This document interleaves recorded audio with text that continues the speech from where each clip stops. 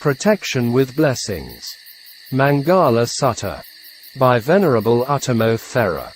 32.1. The Middle Way, Majjhimā Patipadā.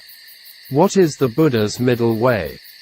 If the way or path is true or right, and it is necessary to be sacrificed, the sacrifice has to be beneficial. Some Buddhists misinterpret it as one should not practice very hard to tire oneself. The middle way is not a lazy path. How can we get rid of our super thick glue or ignorance and craving in an easy-going way? These enemies are within us, inconceivable round of existence as a latent tendency, anusaya. Before the Buddha, the man had two doctrines, vada, supreme happiness in this life or direct seeing happiness, dittadhamma nibbana, indulgence in sensual pleasure with all possible ways, and torturing the physical body. The Buddha's middle way is not sitting in the middle of the fence and doing nothing. If it is necessary for happiness, it should be enjoyed. If necessary, face it when encountering with difficulties and hardships. There is some happiness necessary for enjoyment. This higher happiness develops knowledge, as all the jhanic happiness or jhana practices or samatha practice. If it is beneficial, we should go into hardship. It also has to go through it if knowledge can be developed. This is not one-sided view. The Buddha gave the results of the middle way. These are, which gives rise to vision and knowledge, kakukarani and nanakarani, which leads to peace, direct knowledge, enlightenment and nibbana. The Buddha continued to talk about the Noble Eightfold Path, which was the middle way. These are combined with the natural eight phenomena and noble practice. One right view, Samāpatti. This is insight practice and process.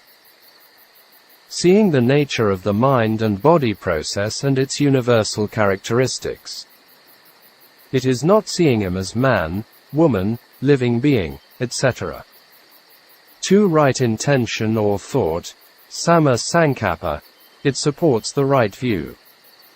These two factors are the leading phenomena of the 8 path factors. The extreme ways are led by wrong views, miccha ditthi. In doing things, the views should be right is very important. Without the right view will make mistakes and go wrong. The arrangement of the 8 path factors is very meaningful and systematic. The natural phenomena are doing their tasks collectively. After the right thought comes right speech. 3. Right speech, Samma Vaka. After right speech comes right action.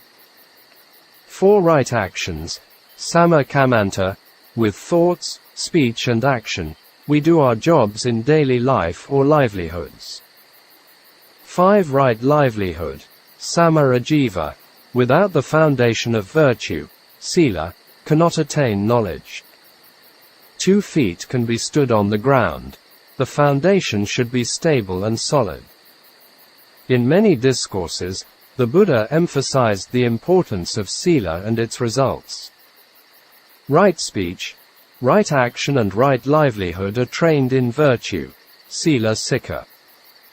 In discourse, the Buddha taught Mahanama, his cousin, the benefits of keeping the precepts, sila, pure. One recollects one's virtues, untorn, unbroken, unspotted, unsplattered, liberating, praised by the wise, untarnished, conducive to concentration, samadhi. At any time when a disciple of the Noble Ones is recollecting virtue, his mind is not overcoming with passion, aversion and delusion. His mind heads straight and gains joy connected with the Dharma. In one who is joyful, rapture arises. In one who is rapturous and the body grows calm. One whose body is calm and he senses pleasure, sukha. In one sensing pleasure and the mind becomes concentrated. One's mind with these sila qualities can endeavor to do the meditation practice, both samatha and vipassana. Doing the practice must have the right effort. 6. Right effort. Sama Vayama has 4 factors. 1. For the sake of the non-arising of evil, unskillful qualities, that have not arisen. 2. For the sake of the non-arising of evil, unskillful qualities, that have arisen. 3. For the sake of the arising of skillful qualities, that have arisen. 4. For the maintenance, non-confusion, increase, plenitude, development and culmination of skillful qualities that have arisen. These 4 aspects of right effort are also termed A. Guarding, B. Abandoning, C. Developing, D. Maintaining. With the right effort, doing everything must have right mindfulness. 7. Right mindfulness, Samāpatti. It is the most important factor in the practice. There are 2 mindfulness discourses. Mahāseshapatthana Sutta in the Digha Nikaya, DN 22, and Satipatthana Sutta in the Majjhimā Nikaya, MN 10. It seems these 2 discourses are nearly the same, except the former explained the 4 Noble Truths in more detail. With the right effort and right mindfulness, the mind becomes calm and concentrated, which is 8. Right concentration, Samma Samadhi. With the middle way or the Noble Eightfold Path, which give rise to vision, knowledge, which lead to peace, to direct knowledge, to enlightenment, to Nibbana. In this discourse, the Buddha taught the 5 monks on Samatha and Vipassana in a gist. In other discourses, the Buddha taught in detail. Why did the Buddha not teach the monks in detail? Because they were spiritually very matured and no need for detailed explanations. And then the Buddha continued the 4 Noble Truths one by one. 1. This is the noble truth of dukkha, suffering, unsatisfactoriness, stress, etc. Birth, aging, illness and death are dukkha. Union with what is displeasing and separation from what is pleasing are dukkha. Not to get what one wants is dukkha. The Buddha started with the coarser one to the refined ones. In brief, the 5 khandhas, mind and body, subject to clinging are dukkha. This last dukkha can be known only with insight knowledge or practice. The other dukkha can be appreciated by contemplation and easy to understand. 2. The noble truth of the origin of dukkha. The cause of dukkha is craving, tanha. It leads to renewed existence, accompanied by delight and lust, seeking delight here and there. These cravings are for sensual pleasure, kama tanha, for existence, bhava tanha, and for extermination, vibhava tanha. In this sutta, it only mentioned tanha, whereas other suttas the whole process of dependent arising. 3. The noble truth of the cessation of dukkha. It is the remainder less fading away or cessation of craving, tanha. The giving up and relinquishing of tanha and freedom from tanha. Dukkha is the cause of tanha. Therefore, without tanha is without dukkha. Khandhas are dukkha. So, without tanha, dukkha and khandhas are nibbana. 4. The noble truth of the way leading to the cessation of dukkha. This is the Noble Eightfold Path. The Buddha continued to talk about the realization of the 4 Noble Truths with the middle way, i.e., the Noble Eightfold Path. Here we need the objects of meditation. Mahāseshapatthana Sutta comes in here. Samatha and Vipassana practices are mentioned in there. People have interest should study this very important discourse. For Vipassana practice, the objects for contemplation are the 5 khandhas, body, feeling, perception, mental formations and consciousness, in just mind and body. Satipatthana discourse mentioned 4 objects. 1. Contemplation of the body. 2. Contemplation of the feeling. 3. Contemplation of the mind, and 4. Contemplation of the mind objects. What do we see and penetrate? The Buddha taught about his realization of the 4 noble truths. 1.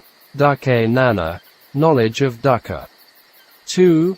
Dukkha samudaya nana, knowledge about the cause of dukkha. 3. Dukkha niranana, knowledge of the cessation of dukkha. 4. Dukkha nirodha gamini patipadā nana, knowledge to the way of cessation of dukkha. All of these are the right views. The first knowledge is seeing the mind and body natural process as dukkha. The meaning of dukkha is dukkha, disgusting, dissatisfaction. Ka, nothing exists as one thinks, useless, empty. The 5 khandhas have this nature. The second knowledge is knowing why dukkha arises. The third knowledge is knowing the place of ending dukkha. The fourth knowledge is knowing the way to the ending of dukkha. These are the very high levels of right views. The 4 noble truths demonstrate the process of vipassana practice. Working with the 8 path factors to discern the dukkha of the 5 khandhas, the result is abandoning the cause of dukkha and realizing the ending of dukkha. While the path consciousness is arising, at the same time, one penetrates the 4 noble truths. Is it possible? For example, the candlelight will come out if we light a candle. At the same time, the darkness disappears, and the wick and the oil also burn out. The Buddha continued to talk dukkha. He penetrated dukkha by himself, and not heard from others. The Buddha proclaimed himself as an awakened one only when thoroughly penetrated the 4 noble truths in its 3 phases and 12 aspects. The 3 phases are: 1. The knowledge of each truth, sakkanana. For example, this is the noble truth of dukkha. 2. The knowledge of the task to be accomplished with each truth, kikkanana. For example, the noble truth of dukkha is to be fully understood. 3. The knowledge of accomplishment with each truth, kattanana. For example, the noble truth of dukkha has been fully understood. In simple words, the 3 phases are study, practice and realization. 3 phases apply to the 4 truths become 12 aspects or modes. The Buddha ended this discourse with the following words: "Unshakable is the liberation of my mind. This is my last birth. There is no more renewed existence, i.e., has to be taken rebirth again." Later Buddhists formulated the new idea of the liberated beings as they could come back again and again for others. Worldlings have very strong bhava-tanha. During the discourse, among the 5 monks, the oldest monk Kondana became a Sotapanna, stream enterer.